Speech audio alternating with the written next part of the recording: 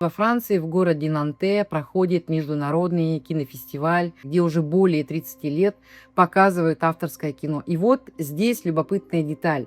В программе в этом году фильмы из России. Но не те, которыми гордится российское государство, а наоборот, то кино, которое не вписывается в современную российскую повестку. Будет представлен на этом фестивале фильм «Айта» Степана Бурнашова. Напомню, что в 2023 году, ровно через полгода после премьеры, этот фильм был запрещен Роскомнадзором в России и снят проката вообще со всех кинотеатров и со всех площадок. Айту запретили. Как было написано на сайте, значит, Роскомнадзора, в фильме демонстрируется неравенство лиц по национальному признаку, а положительные качества героев одной национальности противопоставлены подчеркнуто негативным чертам героев другой национальности. В итоге Россия сама же вытолкнула якутское кино за границу. И в этом нет ничего страшного. Наоборот, несмотря на запреты в Российской Федерации, якутское кино живет и развивается